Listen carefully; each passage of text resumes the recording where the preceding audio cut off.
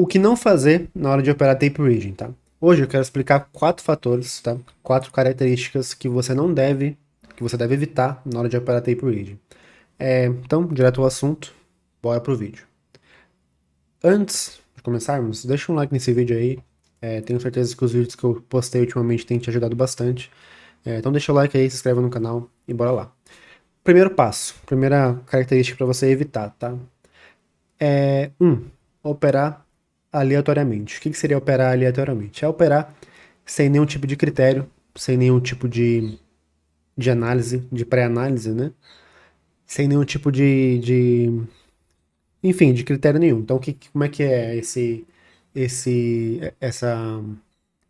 erro que as pessoas cometem? Vou colocar no simulador aqui rapidinho. Ó, por exemplo, eu entrar aqui comprado. Ah, eu vou comprar aqui. Por que você vai comprar? Ah, sei lá. Vou comprar aqui. Stopar onde? Ah, não sei. Vou stopar, sei lá. Vou stopar aqui na mínima. Pô, você vai aguentar um stop de 16 pontos. Você não fez análise nenhuma nesse trade. Pra que você entrou nesse stop? Não faz sentido. E muita gente, galera, isso parece até um pouco.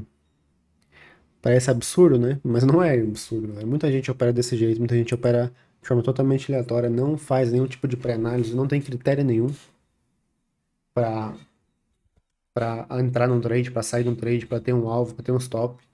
E isso é o pior erro que você pode cometer, não só para tape reading, como para tudo no day trade. No mercado financeiro, você operar, você entrar num trade, você entrar numa ação de longo prazo, sem analisar, sem fazer nenhum tipo de critério.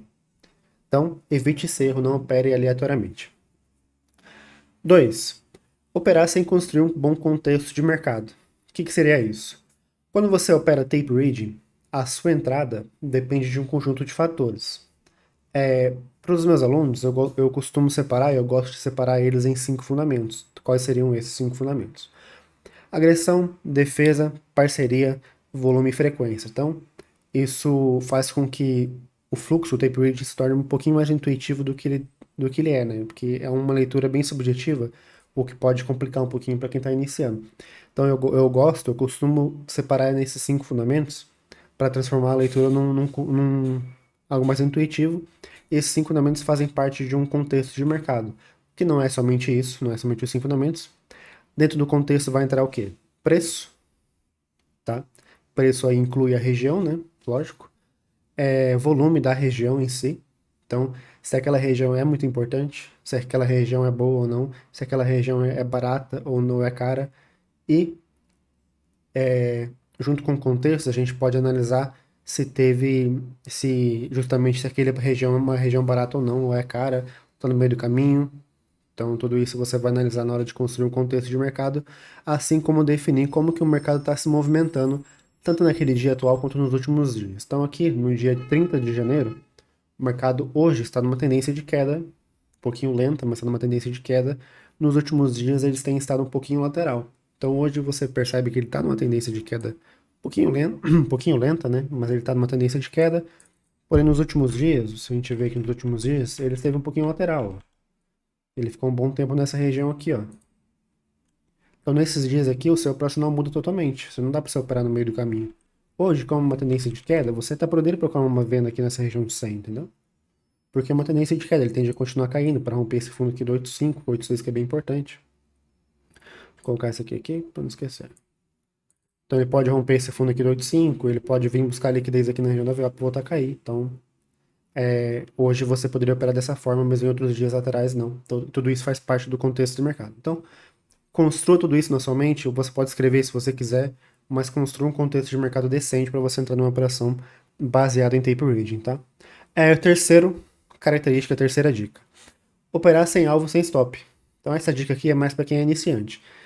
Se você está iniciando agora, tem, sei lá, menos de 6 meses de mercado, 6 meses de tape reading, toda operação que você faz, seguindo as dicas que eu dei até aqui agora, se você não operou aleatório, se você construir um contexto de mercado com o que você sabe, né, com o repertório que você tem, se nessa operação você não sabe onde você vai sair, onde você vai stopar, essa operação está errada. Você pode ter o melhor contexto do mundo, mas se você não sabe onde stopar, não sabe até onde você vai carregar esse trade, trate de pensar isso antes mesmo de entrar na operação. Então, por exemplo, tá vendido aqui, por exemplo. Vou vender aqui. vendi, vai, pega. Aí vendi. O meu stop aqui tá onde? Ah, não sei. O meu stop tá lá acima da VWAP, digamos assim. 104,5. Pô, mas que stop longo, né? Por que você não esperou o preço vir pra cá? Ou se ele não fosse, não era pra você entrar. Teu alvo tá onde? O meu alvo pode ser na mínima. O trade tá de 1 para 1 aqui praticamente, né? Mas é um péssimo risco-retorno, porque tem grande chance dele vir pra essa região aqui buscar ainda, né? Então esse trade é ruim. Você até construir o contexto da região, né? Levando em conta que é uma tendência de queda, você levando em conta que está perto da VWAP, só que você antecipou muito esse trade. Então você acaba pecando nisso e antes de você entrar no trade, pensa onde vai ser teu stop, onde vai ser teu alvo. Se o teu stop não cabe no seu gerenciamento de risco, por operação, por financeira, por porcentagem, por pontos, não entre nesse trade. Se o teu alvo está menor do que o seu stop e o seu operacional não é de muita taxa de acerto, não entre nesse trade também. Por que que eu digo isso? Se você tem um operacional onde você tenta alongar muitos trades, tenta pegar muitos pontos, geralmente a tua taxa de acerto é menor. Porque você não vai entrar com muita frequência no mercado, e quando você entrar, tem grande chance dele te tirar no balanço, que faz parte, né? Quem opera assim sabe disso. Então, não tem como você operar dessa forma com stop maior do que seu alvo, porque senão você vai sair negativo. E se você acerta muito trade, e tá com stop ali de 1 para 1, 1 para 2, ótimo, tá? Mas opere sempre com alvo, com stop definido, principalmente se você for iniciante, tá? Se quem não é iniciante, daí acho que nem estaria vendo esse vídeo, né? Mas quem não é iniciante sabe que você pode trabalhar o preço, você pode fazer um médio na região, você pode fazer um stop móvel não, que eu não gosto, mas um trading stop depois que você entrar, você pode definir parcial, então muda todo o contexto para quem não é iniciante, mas daí é outro vídeo, tá? 4. Não entender que o tape reading é só para tomar decisão. O que que é isso? O tape reading, ele é uma parte da sua análise, né? A parte mais importante, mas é uma parte da sua análise. Tudo que tudo que vem antes não é tape reading. Então você vai olhar preço, região, você vai olhar se está perto de um ponto importante que você marcou, se está perto, se está caro, está barato, como é que está a movimentação do mercado, está lateral, está tendência. Então tudo isso vem antes do tape reading. O tape reading é o último passo, é aquilo que vai te fazer tomar decisão. Então, se você entende que o tape reading é o último passo, você vai saber construir o contexto de mercado melhor e, consequentemente, vai operar melhor e vai ganhar mais dinheiro. Valeu? Tamo junto. Até a próxima oportunidade, que seria quarta-feira. Até lá.